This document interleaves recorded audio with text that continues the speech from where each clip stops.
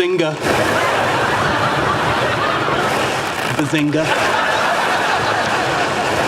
Bazinga. Bazinga. For fans of The Big Bang Theory, that one word instantly brings back memories of Sheldon Cooper's sarcastic zingers, the quirky banter between nerdy friends, and the ever-charming Penny, played by Kaley Cuoco. For 12 seasons, the series brought science jokes and pop culture references into living rooms across the globe, becoming one of the most beloved sitcoms of all time. But while the characters' lives on screen seemed carefree and fun, the behind-the-scenes environment was a different story. The cast worked under a surprisingly strict set of rules, some logical, some downright odd, designed to keep the show running smoothly, maintain continuity, and protect the actors.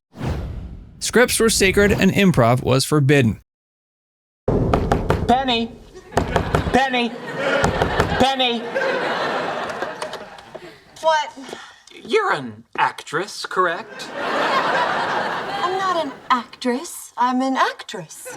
The snappy dialogue of The Big Bang Theory might seem like the kind of writing that invites a little improvisation, but the show's producers had a strict no improv rule. Melissa Rauch, who played Bernadette, compared the scripts to a beautiful concerto, explaining the actors didn't want to mess with a single note. The writing was tightly constructed for rhythm and timing, and ad-libbing risked throwing off the delicate comedic flow. Jim Parsons took this precision to heart. Playing Sheldon meant tackling some of the show's densest scientific jargon, so Parsons committed to memorizing his lines word for word. He carried index cards filled with dialogue, reviewing them constantly to perfect his delivery. While the rare spontaneous moment, like Amy's over-the-top tiara reaction, did make the cut, these were exceptions. For the most part, the cast treated every line on the page as untouchable. Marvel characters were off limits. I'll get it!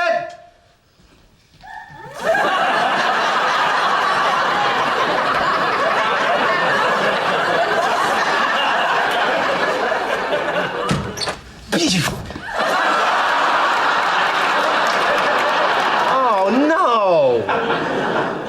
Oh no!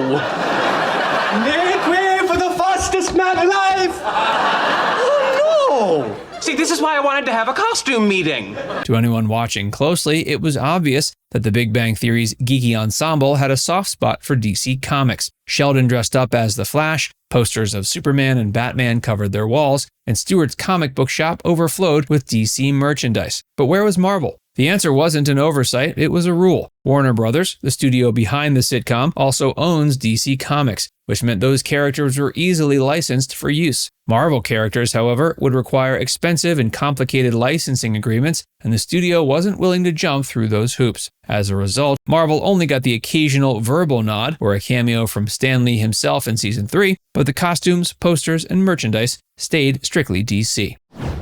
Press junkets were practically a second job. Good morning and welcome to Science and Society. I'm Dr. Sheldon Cooper, BS, MS, MA, PhD, and SCD. OMG, right?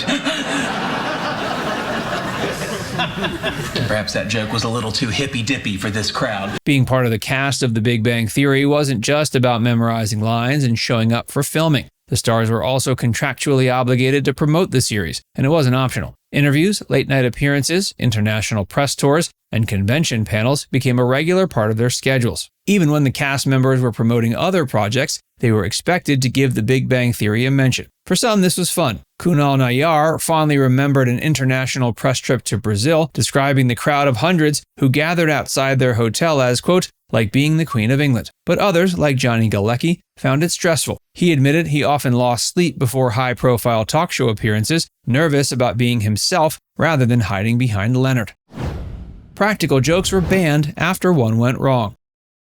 On the surface, the Big Bang set was filled with camaraderie and lighthearted fun, but Chuck Lorre drew the line at pranks. Johnny Galecki and Kaley Cuoco learned this the hard way while filming a dinner scene for Season 6's The Tangible Affection Proof. They planned a harmless stunt in which Galecki would fake punch Cuoco, causing her to fall out of her chair, but things didn't go as planned. Instead of laughter, the prank ended with Cuoco bleeding from a gash on her face. caused by hitting her head on the chair during the fall. She needed stitches and had to be carefully filmed from certain angles until the injury healed. Laurie responded by banning on-set pranks altogether, posting signs with tongue-in-cheek warnings like, "No more jokes." This rule wasn't just about stopping mischief, it was about ensuring that production stayed on schedule and no one else wound up in the emergency room.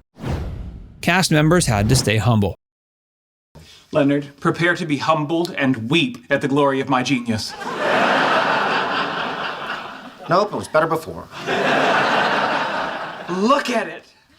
I feel like my mind just made a baby. And it's beautiful. It's not like human babies, which are loud and covered in goop. Holy crap, Sheldon. Did you just figure out a method for synthesizing a new, stable, super heavy element? Yo, did I? Well, that can't be right. No one's ever done that before, except me, because I just did it. As The Big Bang Theory grew into a global phenomenon, co-creators Chuck Lorre and Bill Prady knew that fame could easily go to their actors' heads. To prevent this, they made a concerted effort to keep everyone grounded. This meant frequent one-on-one check-ins with cast members to remind them of the importance of the ensemble over individual stardom. Kunal Nayyar admitted he got swept up in the whirlwind of sudden fame after their first appearance at San Diego Comic-Con. Lorre and Prady called him in for a serious talk, advising him to slow down and focus on the bigger picture. The cast also kept each other in check, bonding on off-site retreats and even regular ping-pong games. These measures weren't just about humility, they fostered the tight-knit dynamic that made the show's chemistry feel so authentic on screen. Beards and big changes were banned. They believed facial hair made the characters look too cool, so the cast kept the razors handy. Even when facial hair did appear, like in the season 3 premiere when the guys returned from the North Pole with dramatic beards, it was largely for comedic effect, and fake beards were used for filming. It wasn't just about beards either. Chuck Lorre preferred the actors avoid making any drastic changes to their appearance during the run of the series. Characters like Penny, Sheldon, and Howard had become visual icons, and any changes risked disrupting the audience's connection to them. Science wasn't just for show. Sheldon's lectures and the group's whiteboard scrawls may have gone over the heads of most viewers. They weren't random gibberish. The Big Bang Theory prided itself on making its science references authentic. And when Mayim Bialik joined the cast as Amy Farrah Fowler, that authenticity only got stronger. Bialik isn't just an actress, she's a neuroscientist with a real PhD. She often double-checked the equations and terminology used in the scripts, ensuring that even the most complex jargon had scientific merit. Dangerous hobbies were strictly prohibited. Kaley Cuoco suffered a terrifying horseback riding accident that nearly ended in disaster. Thrown from her horse and trampled, she ended up in the hospital with a serious leg injury that required immediate surgery. At one point, doctors even worried she might lose her leg. Chuck Lorre called it, quote, "the darkest, most frightening time in all 12 years of the show." The incident rattled the entire production and led Lorre to enforce new rules restricting risky offset activities. In one of his famously tongue-in-cheek vanity cards, he decreed no friggin' horses. This includes those found on merry-go-rounds and in front of supermarkets. He also added bans on motorcycles, boating, and other high-risk hobbies. Wardrobe was non-negotiable.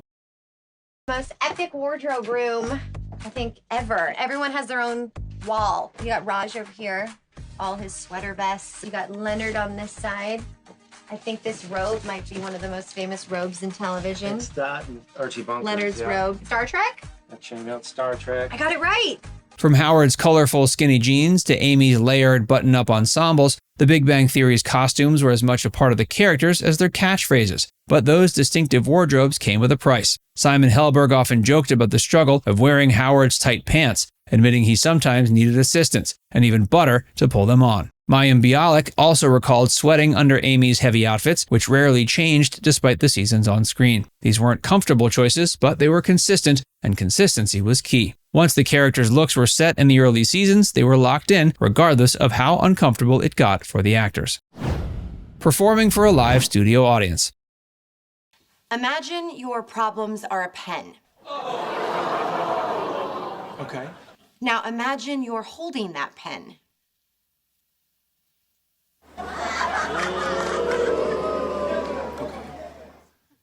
Now open your hand and let it go. Yo, but I just got this pen. It's got my initials on it and everything. Look. Unlike many modern sitcoms, The Big Bang Theory was filmed in front of a live studio audience. This gave the show its authentic laugh track and helped the writers gauge what jokes landed with viewers. But it also added extra pressure for the cast. Scenes that pushed boundaries, like Sheldon spanking Amy, were made even more awkward when performed live. Jim Parsons admitted, doing these moments in front of an audience could be nerve-wracking, especially with little time to rehearse. Now it's time to hear from you. Which of these behind-the-scenes rules was most surprising? Let us know in the comments section below.